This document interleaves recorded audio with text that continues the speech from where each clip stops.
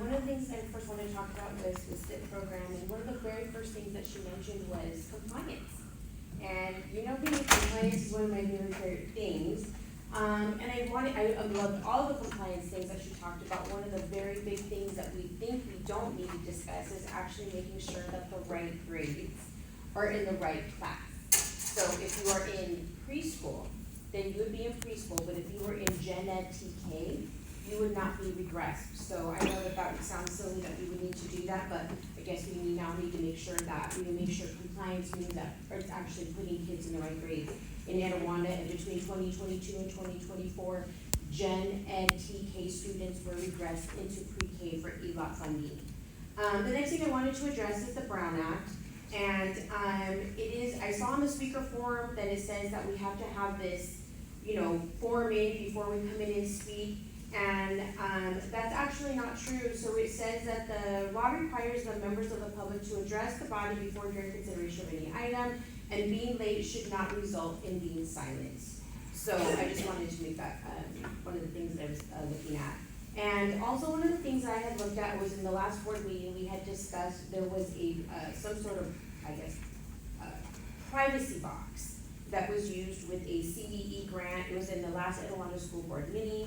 And it was, I guess there's already 2 boxes, one at 2 schools, Day Creek and another school. They're from Spaceworx. And these booths advertise up to 40 decibels of sound reduction. So basically that means that from inside of this box, it is completely, and you cannot hear anything. There's nothing that you are going to be able to hear. If you are inside that box, there's nothing that you're going to be able to hear. And this isn't just about lowering background noise. This is about sealing off conversations that no one can hear. Because let me tell you, I do not want to be in a box with any child that another adult cannot hear. It is my responsibility as an educator to be transparent, and there is nothing that I need to hide. So this was over $500,000.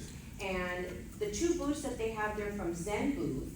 And I went to both sites, and none of them they are ADA compliant, so you could take a wheelchair in, but after that, they're not made for that. They're made for nursing mothers. Miss Natalie has the papers. They're for nursing mothers. If you're in a business and you want to have some privacy, you've got some kids, you go in there, you shut the door, and you hear nothing. So I'm just curious why in 5 minutes we're using a bond for over $550,000, and we aren't really talking about it. I feel like these things should be talked about. And I'm going to tell you, I feel very uncomfortable as an educator. I don't care if I was assessing. I don't care if I was doing, just, hey buddy, let's calm down. The other teacher should be able to come in to assist me. If a student is screaming, they're escalated. I want the other teachers to hear me, so in case I need assistance, because this is special ed. We're not the ones that are going to be, okay, this is it. If they're used for Gen Ed kids, I don't even know what the heck that's for. Because we should be able to, as educators, the one thing that I've always said is accountability. And this is one of the reasons why our cloud issues had problems, because we had a teacher that kept taking the kid to the restroom without anybody there. Accountability is huge. It keeps you out of situations that you should not be in. Also for the CLOUDS program, I did want to talk about sometimes when kids are sick, they're telling us that the kids have to have 2 bowel movements in order to be taken home. If they're sick, lay them down. If kids don't feel good, let them go home. CLOUDS, you're not required to stay at school. So why are we going, okay, now you gotta count poop. Make sure there's 2 poops before you go home. Why are we doing that?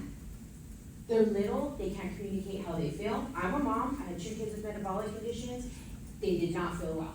My boy cried for 24 months. I didn't know what he needed, but I wanted to be there for him. So if you have students with special needs, you've got the nurse, if he didn't poop 2 times all over the place, make sure you put him down and clean his butt. And really? Why are we doing this? I just feel like somewhere along the way, something got lost. And I think that we need to go back to the basics of caring for kids, levels of accountability, talking about things, because $550,000 for a soundproof box, I think we should talk about that. especially when they're not geared towards special ed students. I spoke to both of them, and I have both of their conversations. They record them on their websites. They're very open, but you don't need a soundproof box by Spaceworx. Yeah, I'm telling you right now, I don't work for Antoinette anymore because I made a mandatory report, but you ain't gonna put me in one of those. So I just wanted to let you guys know that this is not about going, oh, this is what's wrong. This is about making sure that we are stuck to levels of accountability, that we make sure that we are accountable to our parents and let them know that you can go inside of this box and hear nothing. Nothing at all. I'm gonna tell you right now, my conversations with my students, they're gonna be where everybody can hear. There is nothing that I need to say to any one student or do anything or decompress anything without levels of accountability, especially with special ed students. Thank you.